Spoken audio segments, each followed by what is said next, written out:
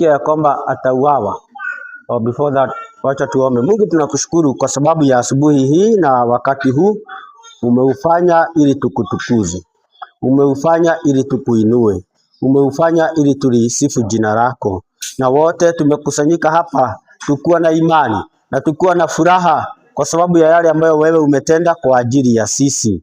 Umekufa msalabani na sasa umekwisha kufufuka ili kutupa matumaini na kutupa ushindi juu ya kila jambo maishani haya. Bwana wa mbinguni, katika jina la Yesu Kristo, mioyo yetu inaposherehekea mambo haya, tuombe ya kwamba nawe ndani yetu na maishani mwetu utazidi kututendea mambo ambayo tutazidi kusherehekea sasa na hata milele. Asubuhi hii tunapoanza, tunaanza nawe na tuombe ya kwamba nguvu zako na uwezo wako ukapate kuwa juu yetu, utusaidie na utuwezeshe katika kila hali, na wale ambao hawajafika neema yako ikubali wafike hapa ili kwa pamoja utubariki. Ni asante na ni shukrani, maana Bwana umetusikia na kwa sababu wewe umetutendea.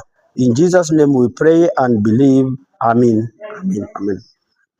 So nilikuwa nasema ya kwamba wakati ambapo wanafunzi wa Yesu Kristo walipata habari ya kwamba huyu Yesu kweli anaweza kuuawa ama anaweza kufa na awawache, walishikwa na huzuni kubwa sana, na hata wakaanza kuulizana na kumuuliza, tutabaki namna gani utakapokwenda?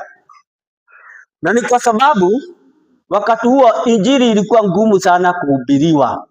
Injili ilikuwa ngumu sana kuhubiriwa, haikuwa imekubalika na watu wengi. Wachache ndio walikuwa wamekubali ya kwamba kweli huyu ambaye amekuja ni Kristo ambaye atawaokoa kutokana na dhambi zao na makosa yao. Wengi bado hawakuamini kwa sababu walisema this is just a son of a carpenter, ya kwamba huyu ni mtoto tu wa seremala, anaweza kuwaje mwokozi wetu? Kwa hivyo walikataa. So wale ambao walikuwa wamekubali, hawa wanafunzi wake, sasa wakisikia ya kwamba yule ambaye wamefuata, yule ambaye wametumika naye, yule ambaye wametumikia eti atawaacha, walikuwa wameshikwa na wasiwasi sana na hawakuamini ya kwamba maisha inaweza kuwa mzuri tena. Walishikwa na wasiwasi.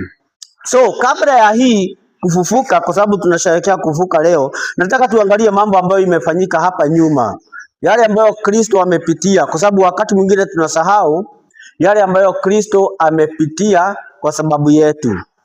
Na kwa hivyo tunaangalia sana mahali kwa amefufuka, yuko hai, sisi ni washindi juu ya kitu fulani, ni washindi juu ya kitu kingine fulani, tumeinuliwa kutoka wapi? Lakini tunastahili pia kukumbuka yale ambayo alipitia